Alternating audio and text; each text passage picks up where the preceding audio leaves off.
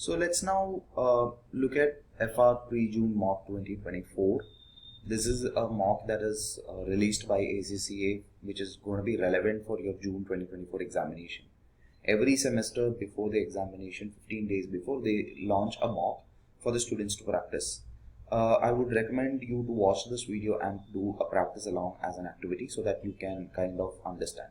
You can do it in two ways. One is that you either, while you're watching the video itself, open the mock in your practice platform and practice it along with me.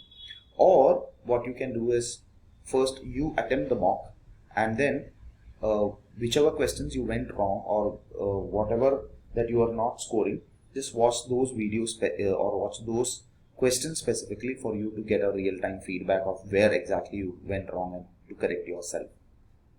So let's look at here the question: which two of the following are not enhancing characteristics of the financial information according to the IASB's Conceptual Framework 2018? The ones are materiality and relevance. The next question is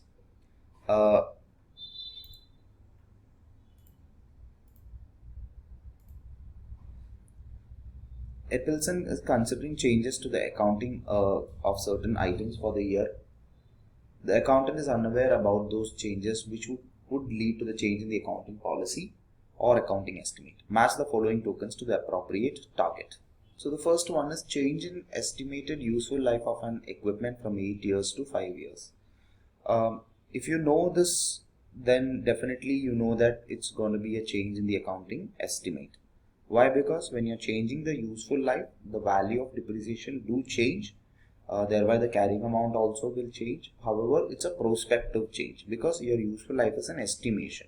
You can never predict that an asset will be for 5 years or 8 years or 10 years, but your useful life, you're estimating it, and when you're changing it, it's a change in estimation.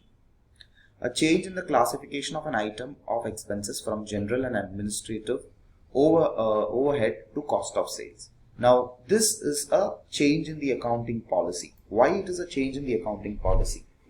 For example, let us take an example that you showed an item in as an expense in general administrative expenses. So it won't be shown in your cost of sales. Thereby your gross profit will be high and your cost of sales will be less. Now in the next year, you are moving it from that general and administrative expenses to cost of sales. Now what happened? In the current year, your cost of sales will be high, your gross profit will be low, whereas your general and administrative expenses will be low. So your net profit will be high and thereby there won't be any impact. However, when you compare these two, last year that particular expense was in general and administrative expenses, whereas in the current year, it is in where it is inside cost of sales. So what happened? These two will not be comparable. The last year, the prior year and the current year will not be comparable at all. And hence, because of that reason, it is a change in the accounting policy. And when you change an expense from general and administrative to cost of sales, you will have to change the previous year item as well. There has to be a restatement of your previous year numbers. So because of that, this is considered as a change in the accounting policy. So if you have kept two of them, then you know that the third one, you don't even have to read it. It's going to be neither a change in accounting policy nor a change in estimate. Why? Because you're changing the nominal value of equity share from $5 to $1 per share. It's nothing. It's not a estimation or it's not this thing. Your share capital balances would remain the same. However, the number of shares will be increased when you reduce the nominal share price from $5 to $1. The next question, question number 3. On 1st October 2000X4, Fair Deal issued loan notes with a nominal value of $1 with a total value of 2.5 million. The issue cost was 3% and were paid upfront. The loan note carried an interest of 6% payable at the end of each year for 5 years. The loan notes are repayable at a premium, so effective interest rate would be 10.84%. What will be the finance cost charged in the statement of profit or loss for the year ended 30th September 2005 according to financial instruments? So we just have to input the number over here, and for that we can use a scratch pad, and also I will use a calculator, so that it's kind of like it might help me to kind of look at the answer. So what's the question here? It says that on 1st October 2000 X4, Fair Deal issued a loan note with a nominal value of 2.1 billion. So on 1st October 10th 2000 X4, we issued a loan note with a value of $2.5 million.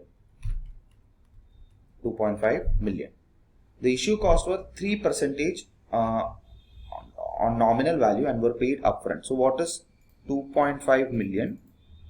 So this is 25,000, this is 250,000, this is 2.5 million into 3 into 0.03, that is 75,000. So the value will be reduced, so dollar by 75,000, which means on 1st October 2000 X5, what is the value? The value is clear. So 22,500, 2.5, 25,000 minus 75,000, that is 2,425,000. 2,425,000. So 2 million. The opening balance will be $2,425,000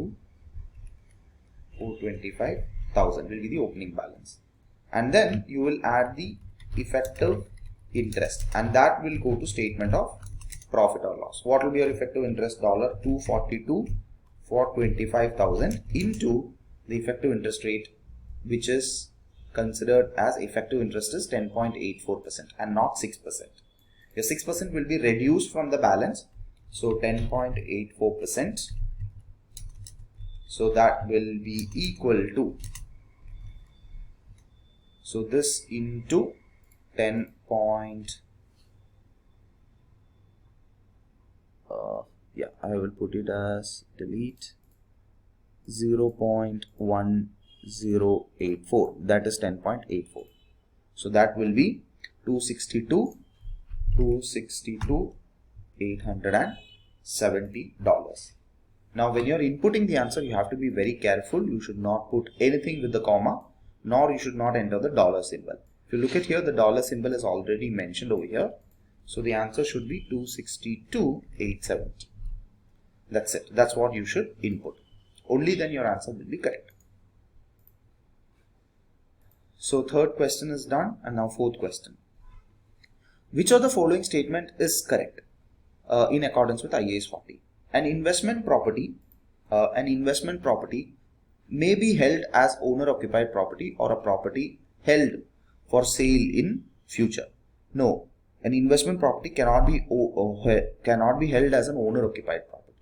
Okay, an investment property should be used as a property held for sale in the future or for rental purposes. Owner occupied property will be part of IAS 16 because it's the owner is living in it. An owned investment property shall be measured initially at its fair value, because the second option is also incorrect, because it should be initially recognized at cost. It should not be owned investment property should be valued at cost and not at the fair value. Only subsequent measurement, which means when you purchase it, it will be valued at the price at which you have paid for. However, at the year end, post your purchase after 1 year, you can value it at fair value. An investment property may be subsequently measured at cost or fair value model. That is true. So it can be measured at cost or fair value model. Investment property must be depreciated regardless whether an entity chooses cost model or fair value model. Not necessarily. If you are choosing fair value model, the investment property will be valued at the fair value at the year end, which means when the value increases, it will be taken to P&L as a gain, fair value gain. Value decreases, it will be taken as a fair value loss. Alpha company uses dollar as its functional currency. On 20th August 2000 X4, it purchased goods worth Swiss franc 1.2 million when the exchange rate was 1 CHF is equal to $1.16. On 20th September 2004, Alpha company paid 50% of the invoice amount according to the terms of the contract. The balance 50% would be payable on 20th October 2004. Alpha company has a year ended of 30th September X4. The exchange rate were as follows. On 20th September 2004, 1 CHF, so it's a typo error, it's a CHF, is equal to $1.14. On 30th September, it should be equal to 1.17. What is the following, which of the following accounting treatment with respect to Alpha for as per IAS 21 is correct? It's a very good question and it's very relevant to what we have learned in one of the chapters, which is foreign exchange, IAS 21. So we can easily calculate, using our scratch pad. This was, I think, in question 2. So I'm gonna use now question, this is question 5. Okay, question 5. So here, when did we purchase the goods? On 20th August 2000 X4. So 20th August 2000 X4. How much did we buy? So on 20th August 2000 X4, what did we do? We purchased goods worth CHF 1.2 million. So 1.2 million CHF we purchased. And this in dollars is equal to, what is it given? When the exchange rate was 1 CHF is equal to $1.16. What is our functional currency in dollars? So we need to convert this into dollars and at 1.16. And as you know, when we do a conversion, we need to either divide or multiply with the exchange rate currency. Now here, what is the exchange rate currency? If you look at here, it's given as 1 CHF is equal to $1.16. So this is a exchange rate currency is in dollars. Whereas if you look at the transaction currency, it is in CHF. So 1.2 million CHF will be equal to, 1.2 million into 1.16 in dollars. Okay, so 1.2 million CHF is equal to 1.2 million, 1.2 into into 1.16, which is $1,392,000. So it will be $1,392,000. So that will be 1.2 million. I'll put it as 1.2 million into $1.16. Okay. And then what happened on 20th September 2000 X4? 50% of liability was paid. So the journal entry of this will be debit purchases, credit payables with $1.392000. Now 50% of this liability was paid.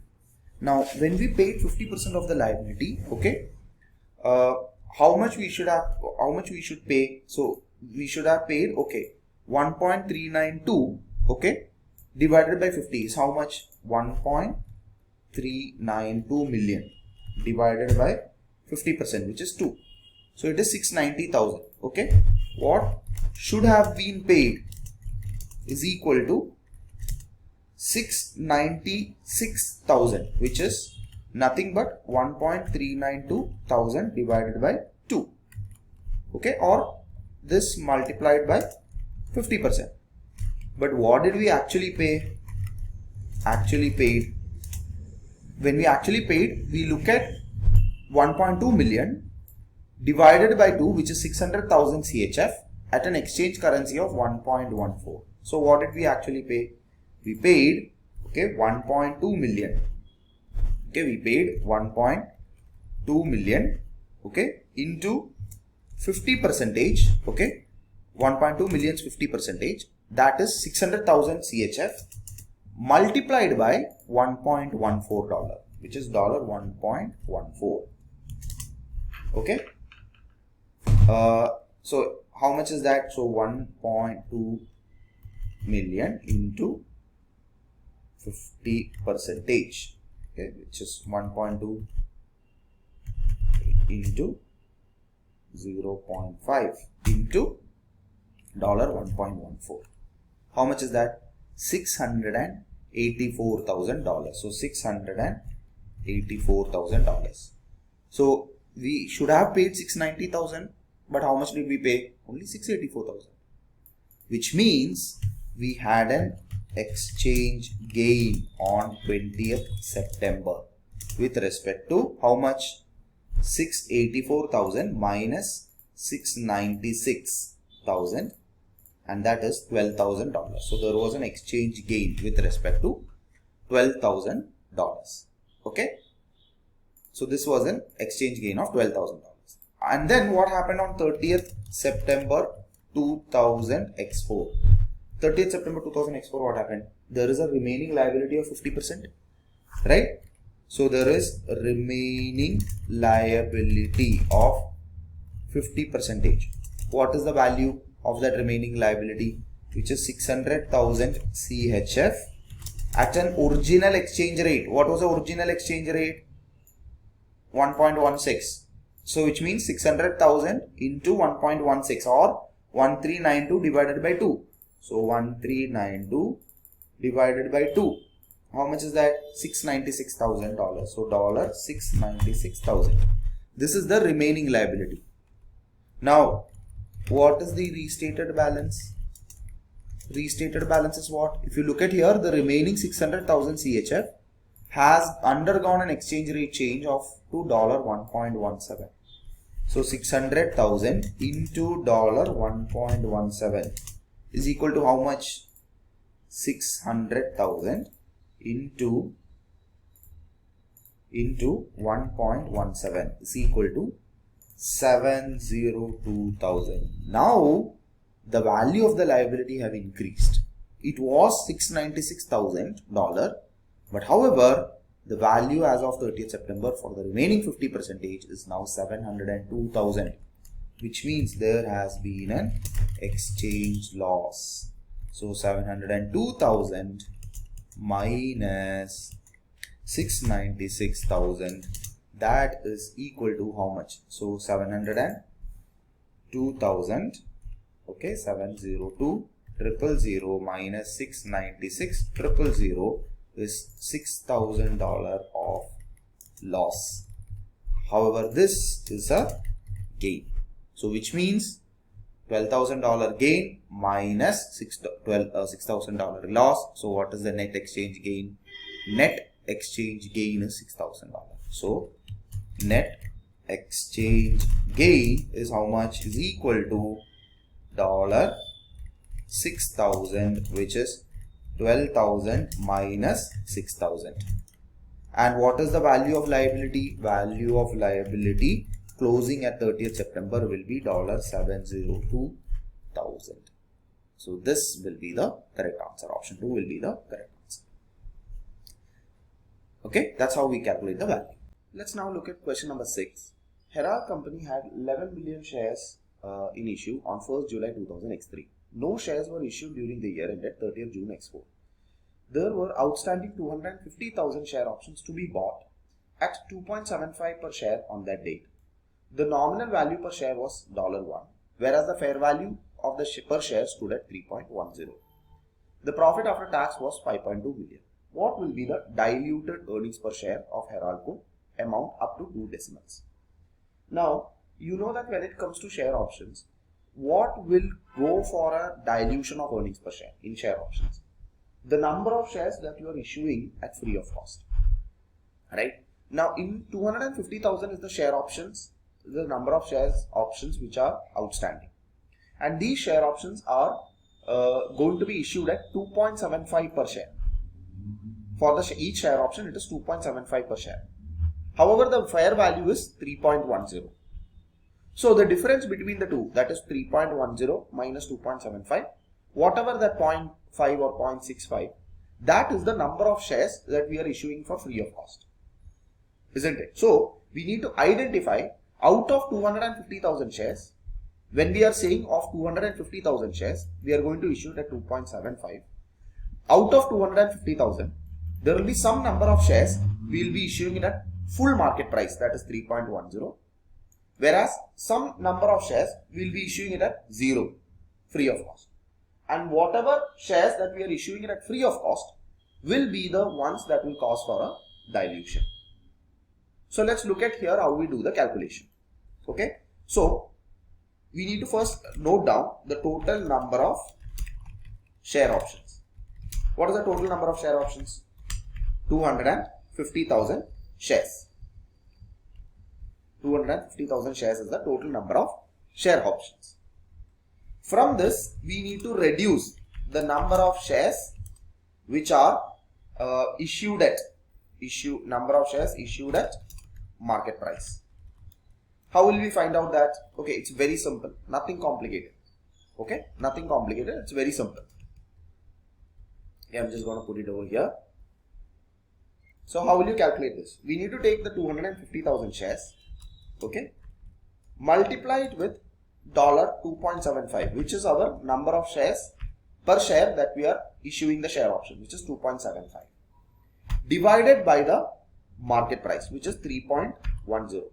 Why we are doing this way? When you multiply 250 into 2.75, you will come to know what is the total value that you will get for the share options. Okay, if I am telling, okay, 250,000 into 2, for example, we are going to get $500,000. And if the market price is $3, if we take $500,000 divided by 3, that is the number of shares we can get for the total value that we are going to achieve, which is 500,000. Correct? So the math is very simple. Okay, to calculate the number of shares that will be issued at market price out of 250,000, how many shares will be issued at full market price? It's very simple. All you do is take the total value you're going to get from the option, which is 250 into 2.75, divided by 3.10. You will come to know what is the total number of shares that you might issue at full price. How much is that? That will be, okay, let's look at the calculator. 250,000, okay, divided into 2.75, which is 687,500. You divide this with 3.10, 221,774, 221,774, 221,774. This is the total number of shares. This is the total number of shares that we are issuing at full price. And certain number of shares we are issuing free of cost. What is that certain number of shares that we are issuing free of cost? If you reduce 250,000, if you reduce this 221,774, we will get the number of shares issued for free in share option. What is that? Number of shares that we are issuing at free for share option. Now this number of shares does not cause dilution. Why? Because we are getting value for it. Isn't it? 227 into 3.10, 687,500. If you look at 221 into 774 into 3.10, is 687,500. So 221,000 shares we are getting some value. Whereas the remaining number of shares, which is 250,000 minus 221,774, is 28,226. This number of shares, what will happen? This is issued free of cost. This number of shares is issued free of cost. Now this will cause for a dilution. This will cause for a dilution. So to this we will add the total shares in issue. What is the total number of shares in issue? Very clearly it's written 11 million, which is 11 million. So total share issue is 11 million. So total shares will be equal to 11 million. Okay. So this plus 11, 1, 2, 3, 4, 5, 6. This 11 million 28,226. And what is your EPS? EPS will be equal to, which is 5.2 million divided by 11,028,226. Okay. So 5 million divided by 5.2 million divided by 11,028,226. That will be 0.47. This should be your answer. Now let's go to the next question. If you have not understood, again watch the video again, but let me just quickly summarize. Under share options, those number of shares which are issued for free are the ones will cause for a dilution in your earnings per share. Those shares which are issued at full market price will not cause for a dilution. When we are giving or issuing share options at a lower price, which is at 2.75, whereas the market price is 3.10, there are some number of shares that we are issuing out of 250,000, some number of shares we are issuing at full market price of 3.10, whereas some number of shares we are issuing it for free. So we need to calculate out of 250,000 shares, how much did we issue at full market price? That's very simple. What is the total value of options you got, which is 250,000 into 2.75, and that was around $600,000. Divided with 3.10, you will get the number of shares as 221,774. Reduce this from 250,000 shares, you will get the total 28,226 shares, which will cause for a dilution. Add to the total number of shares issue of 11 million. Divided with profit after tax, you will get the correct answer as 0.47. The next question though, which of the following are adjusting events occurred after the year end or after the reporting period but before the financial statements are authorized for issue as per IAS 10? The announcement of the government about the revision in the tax rate that will affect the current tax liability, a fraud that was discovered in the department, a destruction of a machine in the fire that may seriously affect the production capacity, loss of inventory caused by flood. So the correct answer is only the second one, which is a fraud discovered in the procurement department which happened before the reporting date. So why is this an adjusting event? Is because the fraud happened before the reporting date. The transaction initiated before the reporting date, whereas in this case, all other cases, the transaction happened after the reporting date. The next question is question number 8. Beta began construction of its new factory building on 1st March 2003. The cost of construction was established at $1.5 million.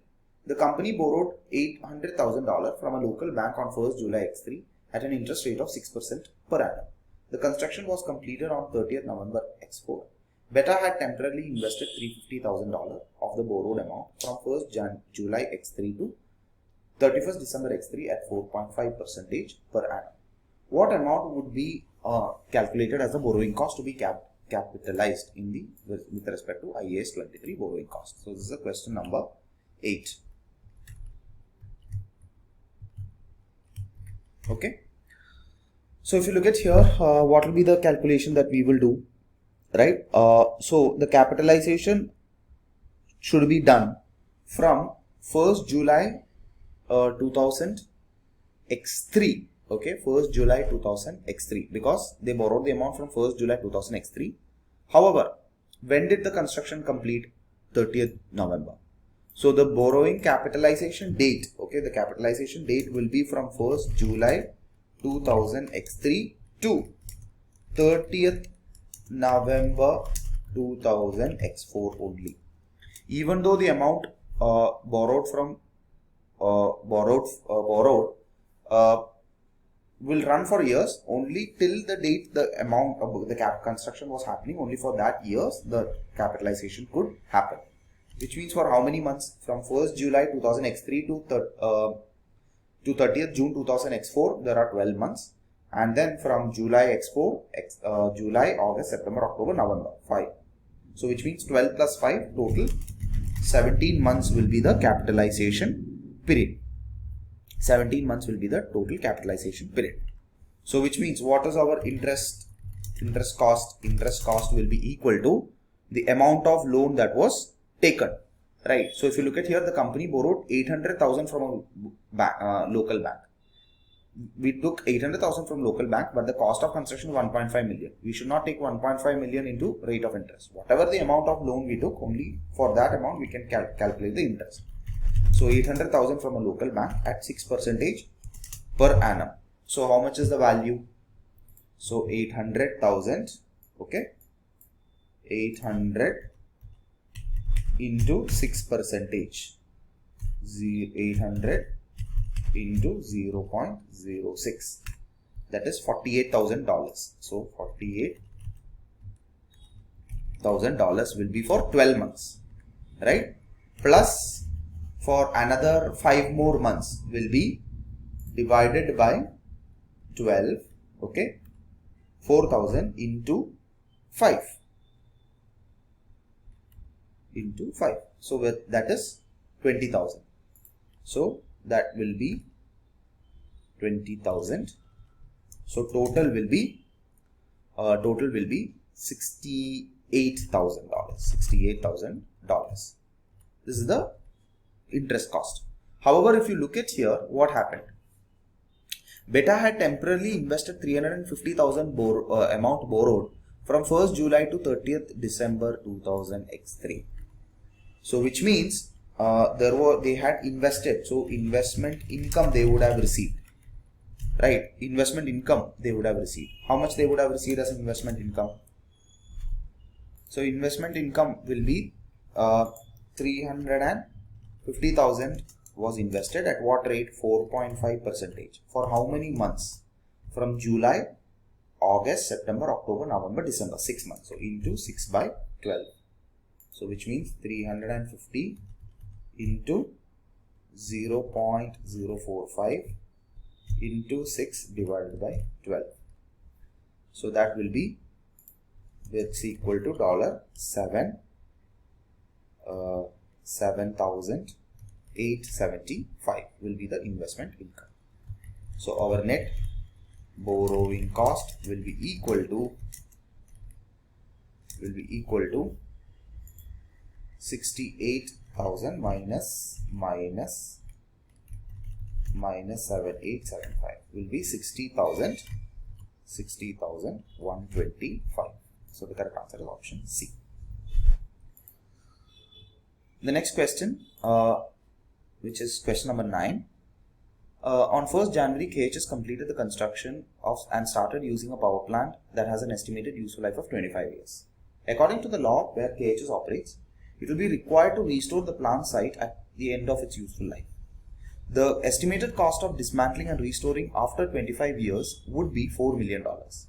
The cost of capital of KHS is estimated at 7%. The present value of $1 after 25 years is 0.184. What will be the finance cost for the year ended 30th June 2004 reflected in the statement of profit or loss of KHS regarding the power plant? Okay, so if you look at here, let's look at the answer. Here we need to calculate the present value, okay, the present value of the dismantling cost. So the present value of dismantling cost we need to find out as an opening liability. Multiply to that, we need to unwind the discount. And when you unwind the discount, you will get to know what is the value of finance cost that will be charged. Okay, so first we need to calculate the present value of dismantling cost, which is at 1st January 2003.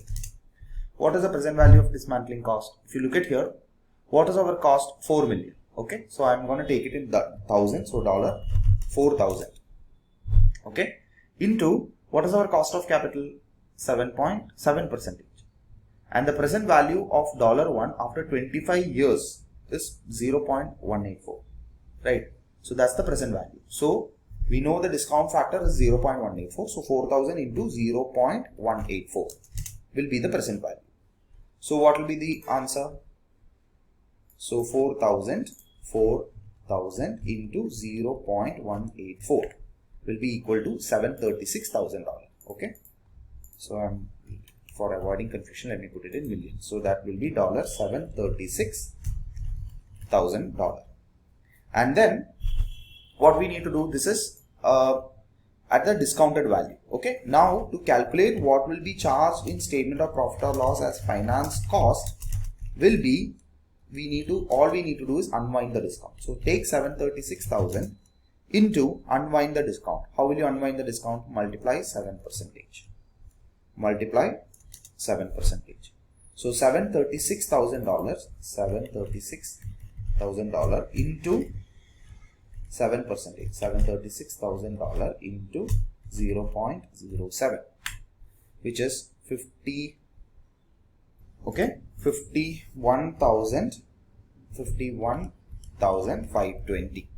So this is that will be charged for the year ended 31st December 2000x3, right? So our closing balance, so closing liability as of 31st December 2000x3 will be equal to 736,000 plus 51,520.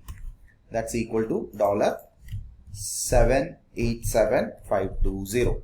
Okay, that will be our closing liability. Now, what is the requirement to calculate what will be the finance cost for 31st December 2000x4? And for which year have we calculated? For 31st December x3, which means we need to calculate it for one more year. So finance cost for 31st December 2000 x4, finance cost for 31st December 2000 x4 will be equal to $787,520 into 7%. That's equal to into 0.7 equal to 55,126. That will be the correct answer, which is option number B. If you have chosen option C, you would have shown the finance cost for the 31st December x3. However, the correct answer is option B. The next question is question 10. On 1st July, P Limited acquired 30% of shares in A company. The acquisition was such that it gave P company significant influence but no control over A. So how will you recognize this? As an equity method of accounting. In equity method of accounting, what is the correct treatment regarding initial recognition? And it's very simple. When it comes to initial recognition, the value of the investment should be valued at cost. Whatever you paid for to acquire 30% of shares, that value you should value the asset. So it will be at cost of the acquisition. The next question is question number 11. The current ratio of Trivi company is 0.9:1, which seems to be very bad at 31st March x4. The following statements will be true. Current assets are greater than current liabilities. The company's liquidity position is in jeopardy. So as I told you, when I saw the current ratio, it's very bad. The correct answer is option 2. The company's liquidity position is in jeopardy. And it's not that current asset is greater than current liabilities. Actually, current liability are greater than current asset. If current assets are greater, it would have been more than 1. Since current asset is lower, it's actually less than 1. Classify the following in appropriate category according to IAS 41 agriculture and IAS 16 non-current assets by clicking the relevant box in the table. Biological assets, it will be classified as under IAS 41, okay, which is in agriculture. Bearer plants, okay, bearer plants will be classified under IAS 16 because bearer plants are the plants which carry the our inventory, so it will be kind of considered as an asset. Harvested cotton, anything that has been harvested will be under IAS 2 inventories. So this will be the correct answer. Question number 13. The profit before tax for Roxy company was 750,000 after charging depreciation of 120,000. The tax allowance for the building year amounted to $150,000. The tax rate is 30% on taxable profits. Without considering any adjustments other than above, select which amounts will be reflected in the statements for Roxy for the year ended 31st March 2003. Income tax expenses will be charged at to statement of profit or loss $216,000. Okay, that should be the answer. Why? Because it's an income tax expense, right? And statement of profit or loss, it won't be $9,000. Okay, why? I'll tell you. Because the profit before tax is $750,000 after charging depreciation on building of $120,000. The tax allowance on the building for the year amounted to $150,000. So the answer should be very simple. It cannot be 9,000. Why? Because firstly, the tax rate is 30%. So if profit itself is 750,000, it can never be 9,000 because 9,000 is a very less amount. The rest of them are affecting statement of financial position. That's why without any calculation, I was able to select option B. But let's check it out. So our taxable profit is 750,000 after charging depreciation. We will first add our books depreciation, which is 120,000, because as per books is not what we're going to calculate the tax, and we will reduce the tax allowance which is given, which is 150,000. So that will be 720,000 multiplied by 30%, which is 0.3, is 216,000. So that's why I said income tax expense will be 216,000. What will be our deferred tax liability? Our deferred tax liability, deferred tax liability will be the difference between the carrying amount of the asset and the tax base. Difference between the carrying amount of the asset and the tax base. Here the carrying amount of the assets are not given. However, depreciation are given. And the depreciation is 150,000 as per tax, minus 120,000 as per books. So which means there is a temporary difference of 30,000. Is it taxable or deductible? If you look at here, our books depreciation is lower, whereas our tax depreciation is higher. Which means when books depreciation is lower, asset value will be higher. When tax depreciation is higher, asset value will be lower. Which means as per tax, the value of asset will be lower, whereas as per books, the value of asset will be higher. Right? So let me write it down for you very quickly, which is question number 13. When books depreciation is higher, carrying amount of asset will be, when books depreciation, I'll put it the other way, when books depreciation is lower, carrying amount of the asset will be higher, and tax depreciation is higher, tax base of asset will be lower. So in this situation, what will happen? Carrying amount of the asset will be greater than tax base, which will lead to a taxable temporary difference that will lead to deferred tax liability. How much is the deferred tax liability? 30,000 multiplied by the rate of tax, which is 30%, that will be $9,000. So $9,000 will go to statement of financial position as a deferred tax liability. What will be current tax liability? Whatever is the income tax expense, straight away income tax expense is 216. So that will be the current tax liability. So this is the correct answer. So even though you are not given assets carrying amount or balance, just by looking at the depreciation, you will be able to know whether it's going to be a taxable temporary difference or a deductible temporary difference. Another way to look at it is carrying amount, the books depreciation is lower and tax depreciation is higher, which means our taxable profit, if we had calculated at 750,000, income tax expense would have been higher. 750,000 into 30%. What was that? 750,000 into 0.3, which is 225,000. Our tax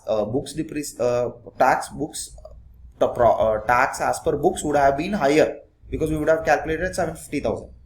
But how did we calculate the taxable profits, which is 750,000?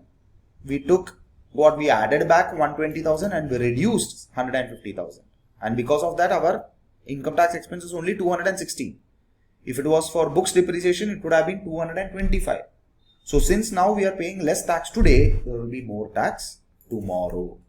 So tax depreciation is higher than books.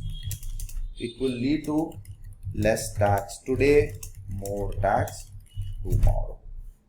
That could lead to taxable temporary difference, which leads to deferred tax liability.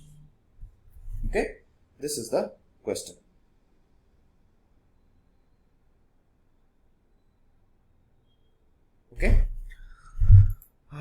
So the correct answer is this. Now, question number 14. In accordance with IAS 38, which of the following would be capitalized in financial statements of a company? 1.1 million spent on researching a new material. No, it's a research expense. 1 million paid to acquire a patent that will have a useful life. That's a patent. Definitely 2 is the correct answer. So it could be B, C or D. It can never be D because 1 is wrong. So it could be either B or C. 865 spent on modifying a software that was internally developed 2 years ago. So what is happening in this? In this case also, research costs must be expensed in which it occurred, and internally generated software cannot be recognized. So since this software was internally generated, it can also be not recognized. Only purchase software we can recognize. So the correct answer is 2. The next question is 15, okay, which is the last question in section A. P acquired 80% of S on 1st October 2000X3. Identify which of the following statements is true or false in respect to the acquisition. P company paid an initial cash amount of 62 million and agreed to pay owners of S further 26 million on 1st October X5. 26 million should be considered when calculating goodwill on acquisition. Absolutely correct. Why? Because deferred consideration must be included for goodwill calculation. Even though it's not paid now, it could be paid later. So the value of the consideration would be heavier. So hence deferred consideration should be paid or should be included. When preparing consolidated financial statement on 31st March X4, 20% of the profit or loss for the year ended should be attributed to the non-controlling interest. No, that's wrong. Why? Because is that when did we acquire the company? On 1st October. So only the profits or loss from 1st October till 31st March, which is the post-acquisition profit or post-acquisition loss, should be apportioned to the NCI, and not the full year loss or profit should be apportioned. So only the post-acquisition period profit or loss should be added. So hence the next option is wrong. So we have successfully completed the section A, and the next will be section B, which has 3 OT cases. Again 15 questions, objective type questions. However, there will be 3 objective type questions, and these 3 are segregated into 3 scenarios. 3 scenarios which consist 5 objective type questions, and each of them are 2 marks. So hence there is total 30 marks. So now let's look at section B, and section B, the first scenario that we are going to have or we are going to look at is Therma Energy, and in section B there are total 3 scenarios. So Therma Energy company operates in the energy environment sector. Currently the company is constructing large power plants for its customers. These contracts are long term and may take years to complete. Therma Energy has 3 contracts in progress, all began in the current year. The company uses the input method for the profits in the power plant for all contracts. Contract 1, 2 and 3. Contract price is 12,500, 15,000, 11,500. Contract cost to date 8,000, 9,000 and 6,000. Cost to complete 2,000, 9,000 and 6,000. Amount billed and received to the date is 11,000, 8,000 and 5,500. How should contract asset or liability be treated in the statement of financial position for contract 1 in accordance with IFRS 15, revenue from contract with customers? So contract 1 is this one. Here they have mentioned the total contract price as 12,500. Contract cost to date is 8,000. Cost to complete is 12,000. Amount billed and received to date is 11,000. So that's the total amount that have been billed and received to date. So we need to first find out what is the contract asset or liability and recognize it accordingly. Okay, that's what we need to do. So if you look at here, how will we do it? So if you look at here, let me just explain to you. Okay, let me just explain to you. Okay, so here this is section B. Okay, in your examination you don't need to do this is a scratch part. This will not be submitted to the ACCA examining team, so you don't need to kind of do it in a very structured manner or anything. I'm just doing it so that you can understand here, but at least write the question number. That's what I suggest, so that for your purposes, for reference purposes, it will be easy for you. Otherwise you will not be able to identify which question I did if you want to come back and review your answer again once more. So if you look at here, how do we calculate the contract asset or liability? Okay, contract asset or liability, we take the total cost to date. Okay, cost to date is given as given as 8,000, okay, and then cost to complete, okay, which is 2,000. Now why we are taking cost to date? Because if you look at here, what method do they use? Okay, if you look at here, currently 3 contracts take long term. The company uses input method. Since the company is using input method, we have to consider the cost to date and cost to complete. If they were using output method, we would have taken the total number of contract, value of contract multiplied by performance obligation completed. Since they are using input method, we don't need the percentage of completion, but rather we take the total cost to date and the cost to complete. So total cost to date is 8,000, cost to complete is 2,000. So total cost is equal to 10,000.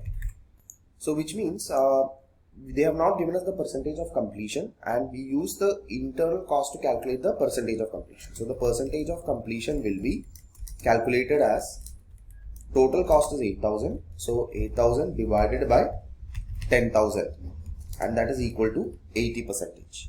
Correct? So now let's look at the contract asset or liability. Okay. What is your total contract price? Contract price will be equal to 12,500, out of which revenue of for 80% complete, okay, 80% complete is given as 12,500 into 80%. So how much is that? 12,500 into 0.8 is $10,000. Okay, so this is your what do you call it, your total revenue that you can charge, or the total amount of contract asset you can show. However, out of this you have already invoiced amount is how much? Invoiced and payment received, amount bill, sorry, it's not in payment received but amount bill, and bill is given as 11,000. that we need to reduce. So the net amount will be a contract liability. So contract liability will be $1,000. Why? Because it will be a negative amount, right? So it will be a contract liability because amount, the revenue that we can charge is less than the total amount invoiced or billed. So for the remaining $1,000, we are obliged to complete it. Many students, what they will do is they'll take total cost is 10,000. They might, reduce. Okay, what they will do is they might reduce from 10,000. They will take 10,000 minus. They will take the reduce the amount invoiced. That will be wrong. Even though it's going to be correct for this particular answer, it's not going to be the same. Another way to do it is you take the total 12,500 minus total cost is 10,000. So 2,500 is your profit. 2,500 into 80% only profit we can generate. 80% is the profit we can generate. 2,500 into 80% is 2,000. Okay. So you add 8,000 as the cost plus profit 2,000 will become 10,000. Easiest way is to take the revenue multiplied with the 80% as the cost of completion, 10,000 minus the amount billed. You can also do it in such a way that you can take the profit, which is cost to complete 8,000 plus profit will be equal to 12,500 minus 10,000 into 80%, which is equal to 2,000. So you will get the, still also you will get the same answer. So the correct answer, I forgot to select the correct answer. The correct answer will be B, $1,000 contract liability. The next question is what amount of revenue should be recognized in profit or loss for contract 2 in accordance with IFRS 15. So that's the next question, which is question number 17, okay, which is for contract 2. In contract 2, what is the criteria?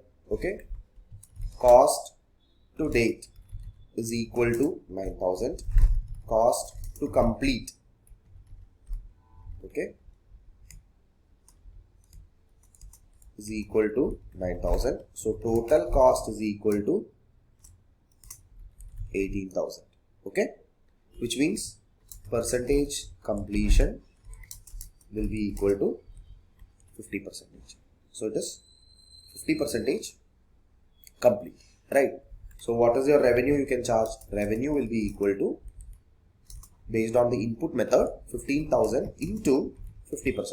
That is equal to 7,500. So contract price multiplied by 50% will be the revenue you can recognize. So 7,500 will be the answer. Because we take input method, we take the total cost divided by cost, contract cost completed to the date will be the completion percentage. The next question,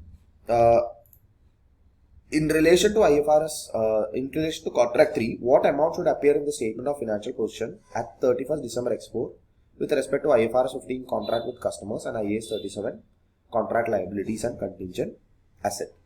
So what happened in contract 3? If you look at here, contract price is 11,500, okay, and in relation to contract 3, what happened in contract 3? So again, this is very simple.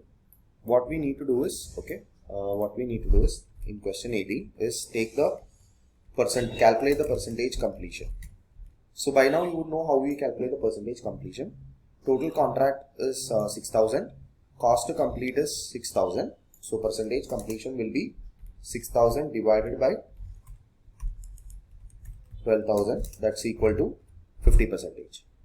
And our total revenue will be equal to 11,500 into 50%. That is equal to, so 11,500 into 0.5 is 5750 $5750. Okay, less amount invoiced. What is the amount invoiced? Amount invoiced is equal to $5,500. Okay, so which means the contract asset is equal to $250,000, and it's in 1,000. All of these amounts are in 1,000, as you can see rightly over here. So the correct answer will be option number C. So that will be the contract asset, and the provision will be also $250,000. Okay, so again, when it comes to input method, first we need to calculate the percentage completion, and contract asset will be calculated based on the total revenue multiplied by the percentage completion minus the amount invoiced. Or in other words, total cost to the date plus the profit. What is profit? 11,500 minus the total cost, whatever it is, and we calculate the total value and then calculate the contract asset or liability. That's how we need to do it, and that's how the transaction will work. Okay, and as you can see, if you look at the contract price is 11,500 and the cost to complete is 12,000, so it's a loss-making contract. So hence it's a loss-making contract, which is the entire 500, right? It's a loss-making contract. That's why we are charging a provision as well. The next question is, Therma Energy accountant is unsure how to account for the sale and repurchase agreement. Identify which of the following is true or false. If the repurchase is lesser than the original selling price, the entity must account for the repurchase as a financing agreement. No, that's false. If the customer is unlikely to exercise its right of obligation, the company to repurchase the asset, the entity accounts for the contract as if it's a normal sale with a right of return. That's correct. So if it's unlikely to exercise, then it will be like a normal sale. But however, if the repurchase price is less than the original selling price, then it will kind of like a leasing contract. It's not going to be like a financing arrangement.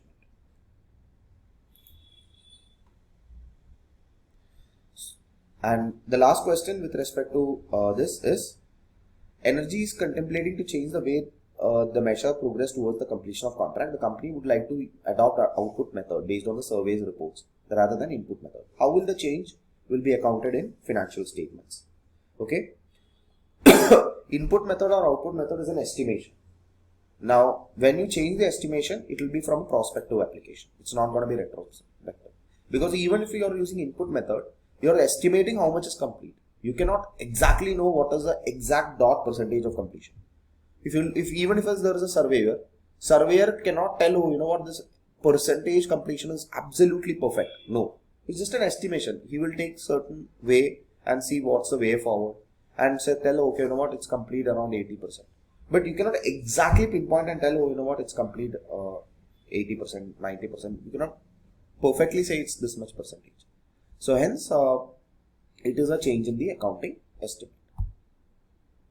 So that's the question, first scenario question, and it was a very good question, something that's coming up from revenue. So now let's look at the next question, which is from question number 21 to 25. The following data relates to KRC company for the years 2000 X3 and X4. The year end is 31st December. Contract 1. KRC started leasing new machinery on 1st January X3. The lease period is 5 years and the rental is $500,000 and is payable on 31st December every year. The useful life of machine is estimated as 8 years and the present value of lease payments is $2,050,000. The interest rate of implicit in the lease is 7%. Contract 2. KRC acquired 25 tablets for use by its employees on 1st July X3 on initial payments of $3,000 followed by 2 6-monthly lease payments of $6,000 each payable in arrears. Contract 3. KRC has been using a building for its administrative use. Its carrying amount on 31st December X3 was $2.2 million. On 1st January X4, it's transferred the building to a finance company for a consideration of $2.5 million, which equals its fair value on that date. KRC immediately leased it back for the use for next 4 years. The estimated useful life of building is 8 years. The lease rental agreed to be paid in arrears on 31st December each year are $500,000. The interest rate implicit in the lease is 8% and the present value of the lease rentals is $1.656 million. The transfer satisfied the conditions for sale according to IFRS 15 revenue from contract with customers. Which following is deducted from the initial value of the right of use of assets according to IFRS 16 leases? Okay, the correct answer will be incentive received by the lease. Why? Because that incentive received by the lease can be reduced from the cost of the ROU. Amount of initially recognized inside the lease, recognized as lease liability, will be added as a right of asset. Initial direct cost will also be increasing the cost of asset. Cost of removing or underlying the asset according to the terms will also increase the cost of asset. So the correct answer is incentive. The next question is which of the following is not a condition to be satisfied for a contract to be a lease according to IFRS 16 leases? The lessee should obtain substantially all economic benefits from the use of asset. The asset must be identified. The lessee has the right to direct the use of asset. Contract must provide a right to buy the asset at fair value at the end of the period. So here the question is which of the following is not a condition to be satisfied for a contract to be a lease? For a lease to be satisfied, there is no condition that the contract must have a right to buy the asset. No. If the contract says that, oh, you know what, it is for a longer period of time, which is more than 1 year. Second, the lessee can determine the right of use of asset and lessee has the control over the asset and lessee uses the asset and he receives all the benefit from the asset, then definitely it will be classified as a lease. So there is no criteria as such that the cost of asset should be transferred after the fair value end of the period. There is no condition like that. So the correct answer will be option B.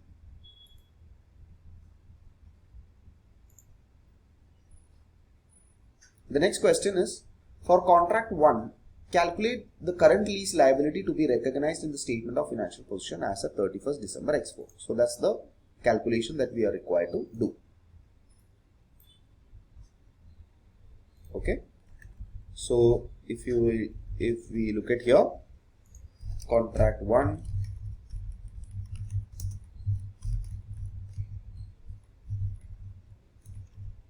okay. KRC started leasing new machinery. The lease period is 5 years and the rental is $500,000 payable on 31st December every year. The useful life of the machine is estimated 8 years and the present value of the lease payments is $2.050 million. The rate of implicit is 7% per annum. So how will you calculate this? Okay. The question is what is the current liability?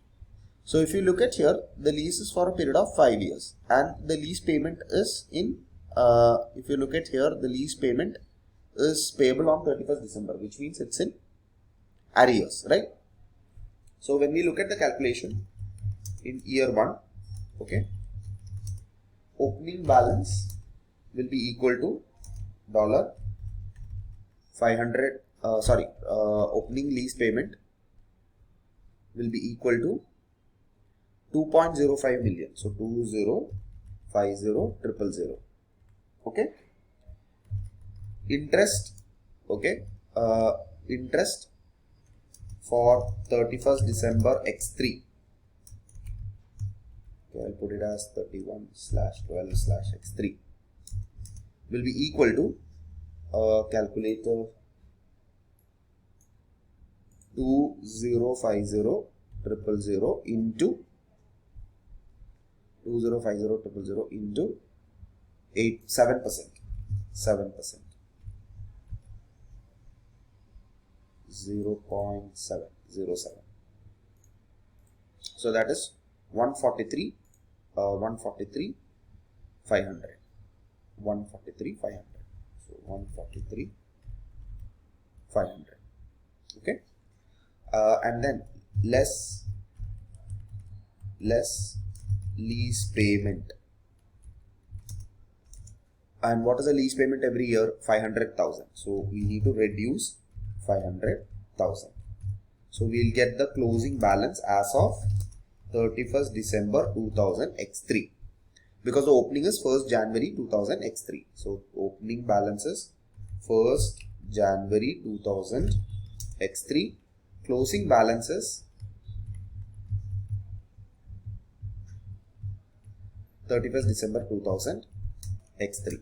So what is the closing balance? Okay, 2050,000 plus 143,500 minus 500,000, which is 1 million. So this is for 31st December X3. Now in next year, which is interest for 31st December 2000 X4, will be equal to what? Will be equal to 1693 into 0.07. So that will be equal to 118,545. Less, if you look at the lease payment will be $500,000. So minus, so plus, I'll put it at this way, 169,300 plus 118,545 minus 500,000 will be closing balance, which is 31st December X4, will be equal to $1,312,045. This will be the closing balance for the 31st December X4. The question here is to calculate the current lease liability, and considering for contract 1, and considering the lease payable is on every year end, which means it is in arrears, we need to calculate the closing balance of 1 year to find out what is the non-current liability, and from the closing balance of 1.3 million minus the non-current liability will be current liability. So we have the next year, which is interest, which is for 31st December X5, that is equal to into 0.07, which will be 91,843, less lease payment, that is equal to $500,000, right? So we need to do it for one more year and then find out the closing balance as of 31st December X5. Okay, what is 31st December X5 closing balance? If you look at here, that will be 1312,045 plus 91,843 minus 500,000 will be equal to 903,888. That will be the closing balance, and this will be the non-current liability for 31st December 2000 X4. So what will be our current liability? current liability will be equal to 1312045 minus 903,888. So 1312045 1312045 minus 903,888, which is equal to current liability is equal to 408,157. If you look at here in your answer, it says a blank and 000. So what will you write? If you write 408,157, your answer will be wrong. Why it will be wrong? Because this is in whole number. They have asked here in 1000. So the same answer in 1000, which will be 408. Okay, 0.157. They are asking us to ignore the decimal of 157, and that's mentioned as 408,000. So we will convert it into just 408. We just have to input 408 because it's already mentioned in thousands. And they are asking us to ignore 157 and convert it into whole number as 408. That's what is required.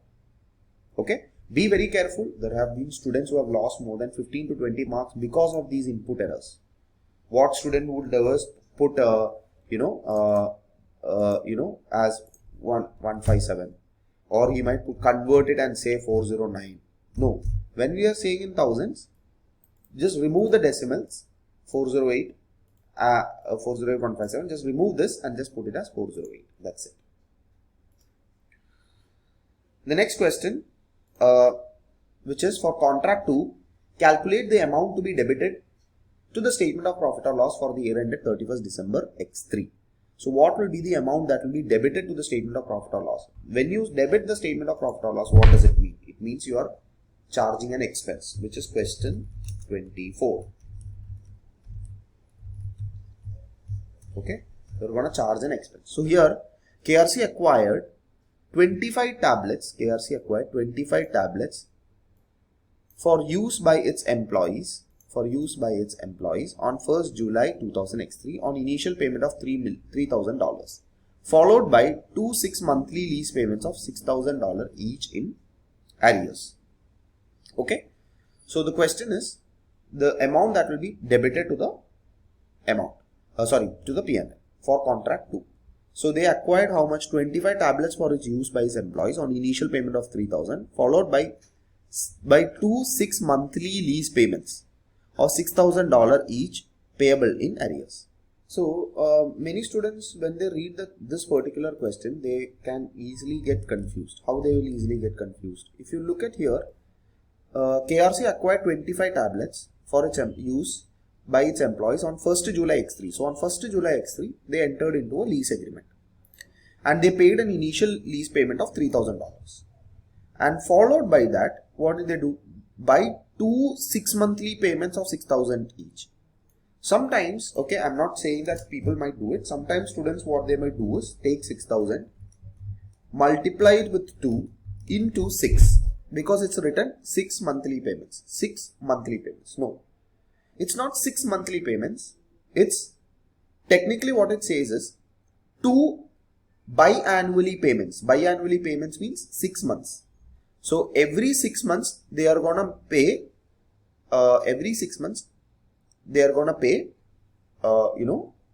Installments, right, of 6,000 each. Every 6 months they are gonna pay 6,000 each. So that means they are paying $1,000 per month. $1,000 per month, and that $1,000 per month will be paid first installment in 6 months of $6,000, second installment after 6 months $6,000. So it is 2 6 monthly lease payment. 6 monthly lease payment. 6 monthly lease payment means it's not 6 month lease payment. It's not $6,000 per each month, but rather $1,000 per month multiplied by 6 months. $6,000 you have to pay as installment 1. Okay, so I'll explain it like this. So installment 1, which will be paid after 6 months. So that will be $1,000 into 6, which will become 6,000. Installment 2 again will be 6 months. $1,000 into 6, again that is 6,000. So installment 1 and installment 2 together will become 2 installments. And they are 6 months, 6 monthly installments. 6 monthly installment means for every 6 months. So installment 1 will be in 6 months, another installment will be after 6 months. So total payment will be $6,000 into 2, okay, which is equal to $12,000, which is the installment payment. Add to this will be $5,000 will for the initial deposit. So total will become $15,000 for 12 months. When did you make the payment? You made the payment on 1st July 2003. So for 31st December 2003, what is your expense? Your expense will be $15,000 into 6 divided by 12. That will be $7,500.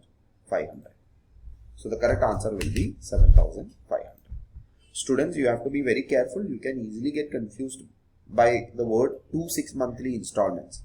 So you should not multiply 2 into 6,000, 6,000, that you should not, 2 into 6,000 into 12. No, you should not do that.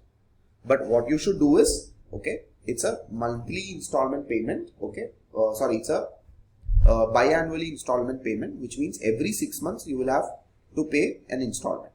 And like that you will have 2 installments. First installment will be in 6 months, that will be $6,000. Second installment will be in another 6 months, will be $6,000. So all you have to do is take 6,000 into 2. But you should not take 6,000 into 12 into 2, which will become what?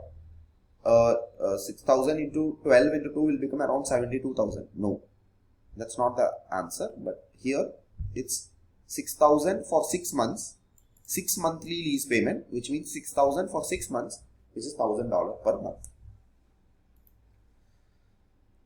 The next question is a bit more easier question. For contract number 3, calculate the right of use of asset and the profit or loss to be recognized on 1st January X4. Okay, so contract number 3, which is question 25.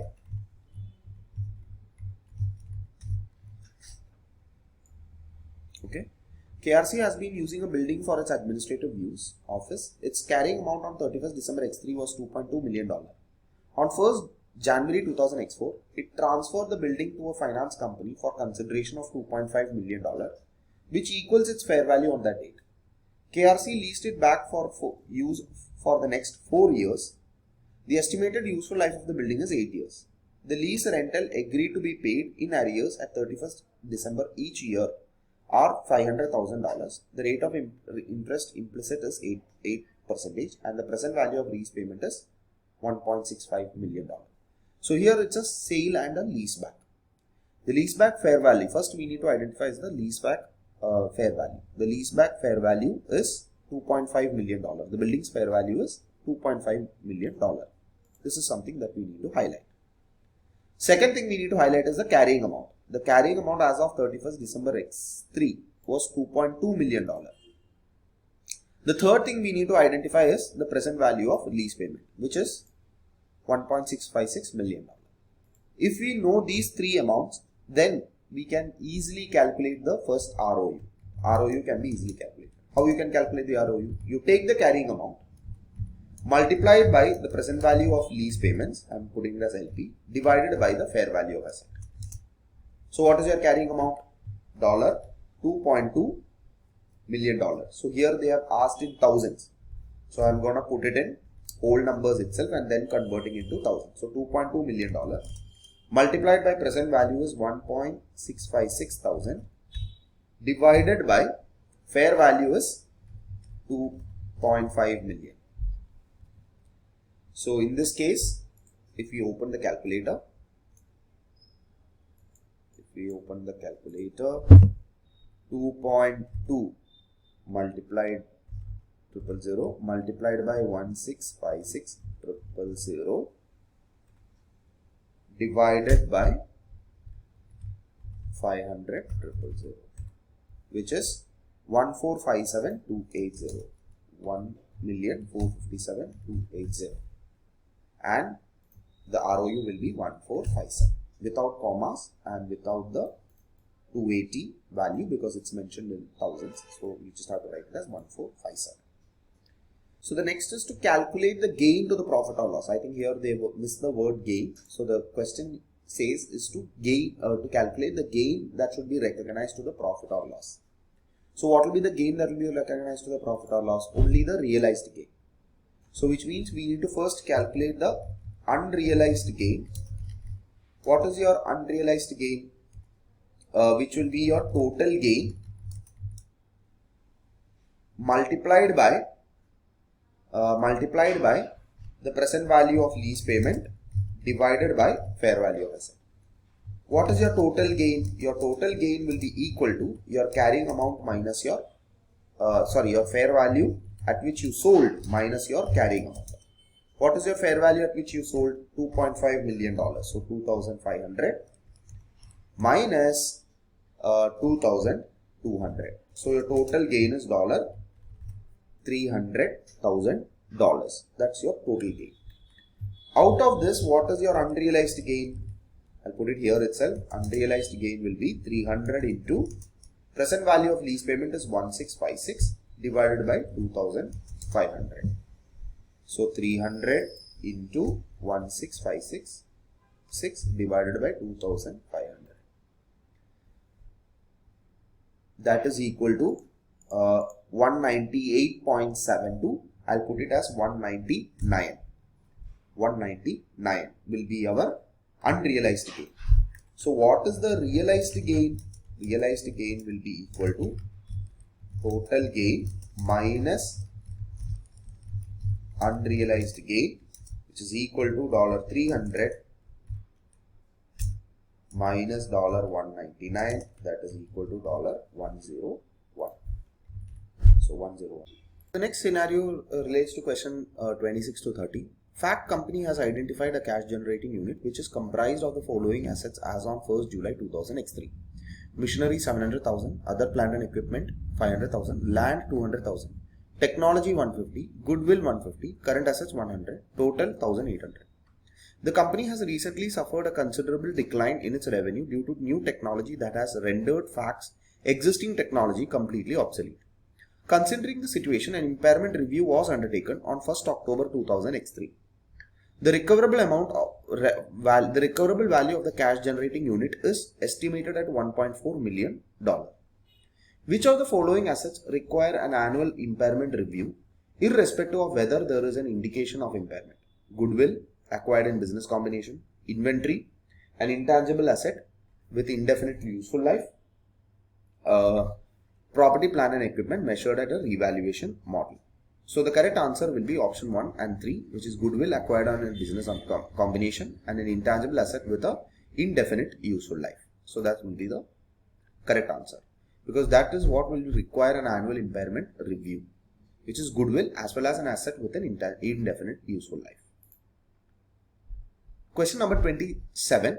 Identify each of the following are true or false with respect to IAS 36 impairment. Inventory should not be written down due to impairment as it's already carried at its recoverable value as per the rules of IAS 2. Again, what's the question? Inventory should not be written down. Should not be written down due to impairment as it is carried at its recoverable value as per the rules of IAS 2. Correct.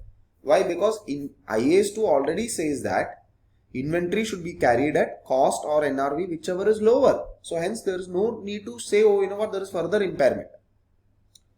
Impairment loss should not take value of an asset above its depreciated cost. True. The reversal of impairment loss cannot be based upon its original value of the asset, which is cost minus depreciation, which is carrying amount. The next question, which is calculate the carrying amount of machinery after the cash generating impairment loss which is allocated and the asset values are written down accordance with IAS 36 impairment of assets. So they are asking us to calculate the value of machinery. Okay. So again, I could have easily used the Excel file, but since only this is available for you guys, I am using the same thing. So let's look at here. question 28. Okay, here we have the cash generating unit is mentioned as total is 1800. Okay, so carrying amount of CGU is equal to 1800. Okay, and then recoverable amount of CGU. What is the recoverable amount?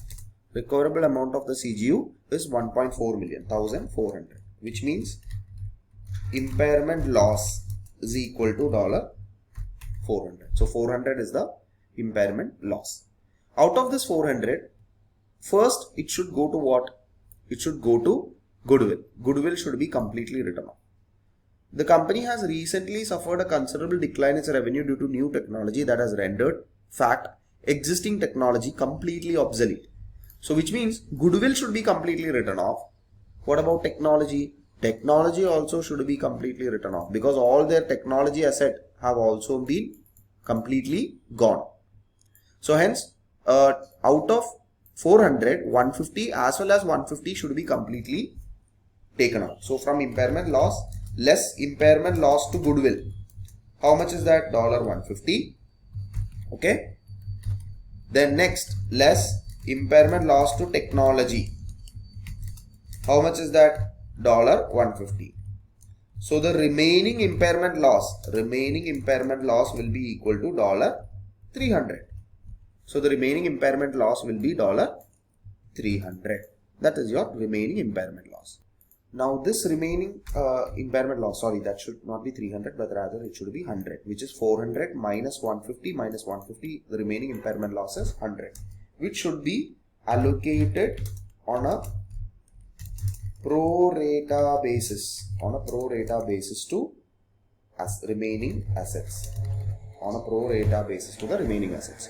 What are the remaining assets? If you look at here, the remaining assets are machinery 700, plant and equipment 500, land 200, and that's it. Current assets should not be taken into consideration. So remaining assets will be equal to 700 machinery plus plant and equipment 500 plus land 200.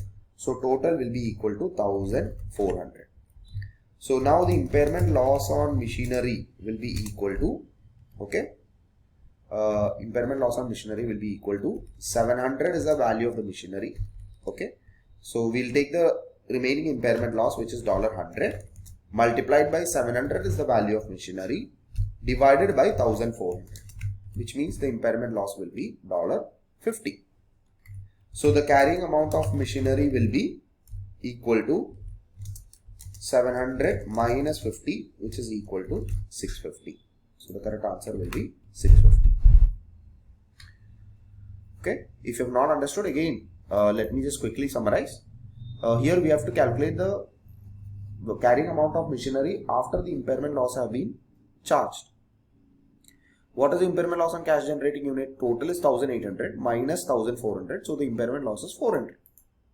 This 400 impairment loss should be first allocated to goodwill as 150, then to technology asset as 150. So the remaining amount will be 100. That 100 impairment loss should be charged to the remaining assets on a pro rata basis. What is a pro rata basis? If you look at here, machinery is 700 and total asset is 1400. So 700 divided by 1400 is $50. So 700 minus 50, 650 will be the correct amount. Then comes the next question, question 29. Calculate the depreciation on the other plant and equipment with the carrying value of $464,000 for the year ended 30th June X4, given that the remaining useful life of equipment is 4 years as on the date of the impairment review. So we need to calculate the depreciation on the other plant and equipment with a carrying value of 464,000 for the year ended 30th June X4, given that the remaining useful life of the equipment is 4 years. So how will you calculate the depreciation? This is technically very simple. If you just understand the requirement, it's going to be very easy for you to do calculation. Here the calculation is to find out what is the value of depreciation that we have charged for the year ended 30th June 2000 X4. That's the question.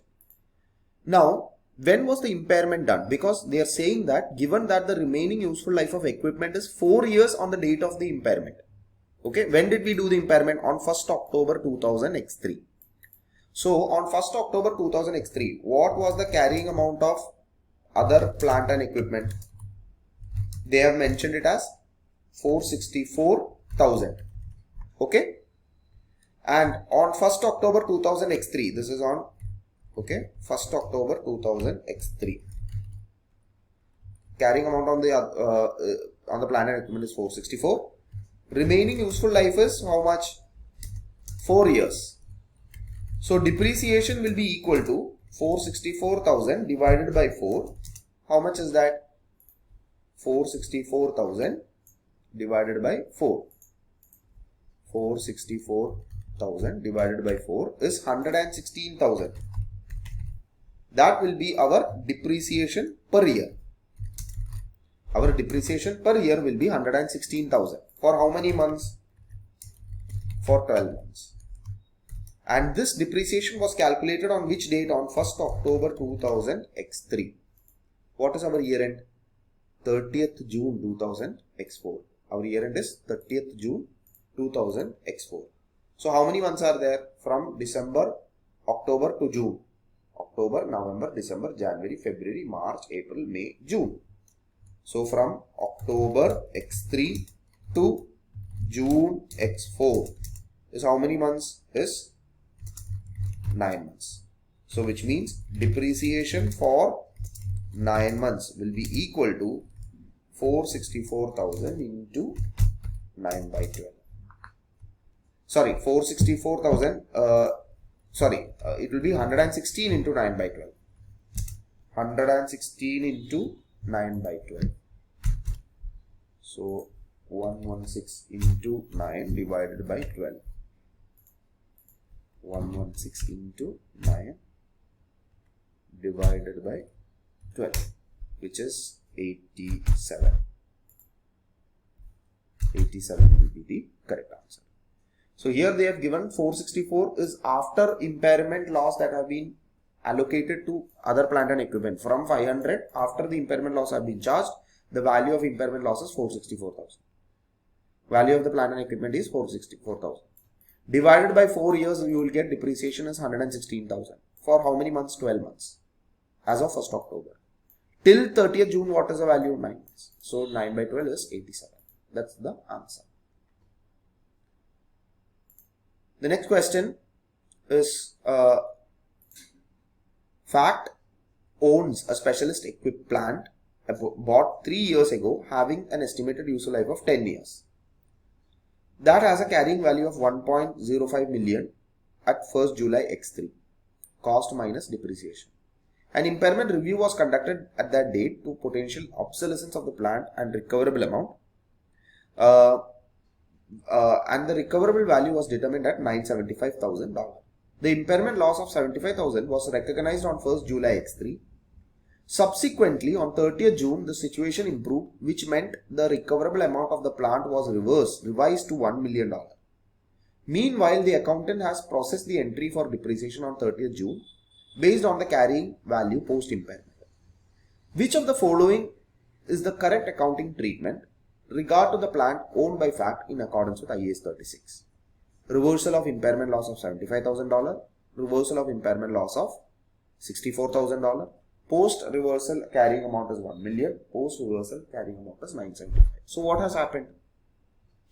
If we know the requirement, now we need to read the scenario again. Fact owns a specialist plant that was bought 3 years ago having an estimated useful life of 10 years. Okay, that has a carrying value of 1.05 million at 1st July X3. How did you calculate 1.05 million? Cost is 1.5 million. Okay. Depreciation is 450,000, which is done on a straight line method. So 1.5 divided by 10, which is 150,000. And they bought it 3 years ago. So 150 into 3 is 450,000. An impairment review was conducted at that date due to potential obsolescence of the plant, and the recoverable amount was determined as 975,000. The impairment loss of 75,000 was recognized on 1st July X3. Subsequently, on 30th June, the situation improved, meant the recoverable amount of the plant was revised to $1 million. Okay, it's a good question. But can you reverse the entire 75,000? No. The entire 75,000 will not be reversed. Why it will not be reversed? It will not be reversed because the standard says that, okay, which a question that we have already discussed in this scenario itself. Standard says that when an impairment loss can be reversed, it have to be reversed only to an extent as if the impairment did not happen. Which means only to the extent of its carrying amount if the impairment had not happened. Which means on 30th June, you find out what is the carrying amount of 1.05 million minus the accumulated depreciation for one more year. You remove the accumulated depreciation from 1.05, you will come to know the carrying amount. From that carrying amount, you calculate what was the impairment loss charge and then reverse the impairment. That's how the reversal should happen. So let us look at here how it will work. Okay. So carrying amount on 1st July 2000 X3 is $1.05 million. Now let us calculate based on this itself for one more year, that is till 30th June 2000 X4. What if impairment was not there? What would have been the carrying amount? Okay, minus depreciation. What will be our depreciation? Would have been $150,000. So I'll put it as $150,000. This I'll mention it as 1050, which is 1.05. So depreciation is 150,000. So 1050 minus 150. 1050 minus 150 is how much? 1050 minus 150 minus 150,000 is 900,000. So carrying amount on 30th June X4 is $900,000. This will be our carrying amount, right? That will be our carrying amount. Now what happened? An impairment review was conducted, okay. Due to obsolescence, the planned and recoverable amount was determined as $975,000. So the impairment loss was recognized as $75,000. As $75,000 was recognized. Subsequently, on 30th June, the situation improved. Okay, meant the recoverable amount of the plant was revised to 1 million. Meanwhile, the accountant had processed the entry for depreciation on 30th June based on the carrying value post impairment. So our original carrying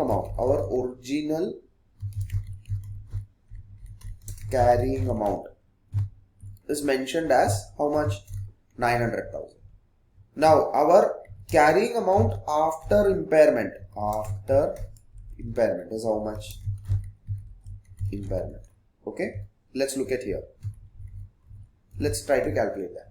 So here the carrying amount or the recoverable amount on 1st July X3 is how much? 975,000 minus its depreciation based on the 975,000. How much is depreciation based on 975,000? What is the remaining useful life? On 1st July, the remaining useful life, it was 10 years ago. 10 years is the useful life. And we bought this 3 years ago. So the remaining useful life is 7 years. So $975,000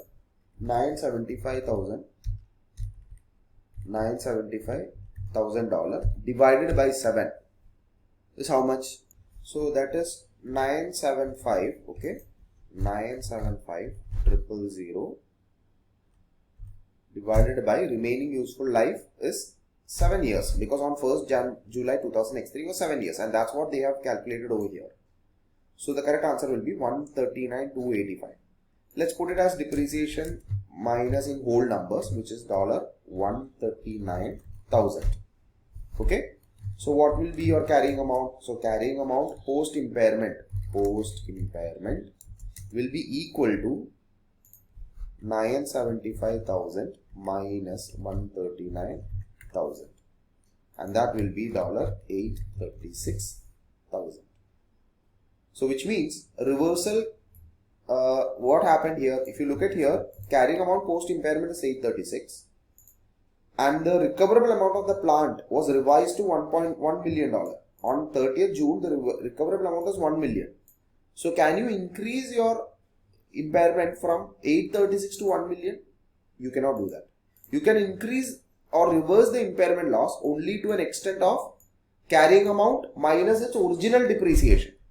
Original carrying amount before impairment minus its original depreciation. Had there been no impairment loss, our carrying amount would have continued for the depreciation and the carrying amount would have happened on 30th June will be 900,000.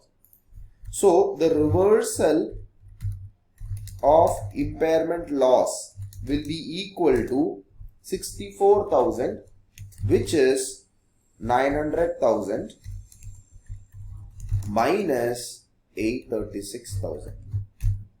900 minus 836, 64,000 will be our reversal. Right? Post reversal carrying amount is not 975. Post reversal carrying amount will be 900,000. So this is not correct. Post reversal carrying amount cannot be 1 million. So that is wrong. So you can eliminate definitely two options. This one, reversal of impairment loss 75,000, and this one, reversal of impairment loss carrying amount is 1 million. These two are incorrect, absolutely incorrect. Why? Because you cannot reverse the entire amount, because the original carrying amount is only 900,000. So hence the correct answer is option B. Okay. So that's it for section B as well. The next what we are going to do is section C, which is constructive options, where there are two scenarios. Each will be 20 marks, total of 40 marks. If you are able to score well in your section A and B, pretty much you will pass the paper, because out of 60, if you are able to get 40 or more than 35, 40, definitely it's going to be easier for you to score the remaining 15-20 marks from section C. So the key is to practice a lot of objective questions, which will help you to prepare well for your exams.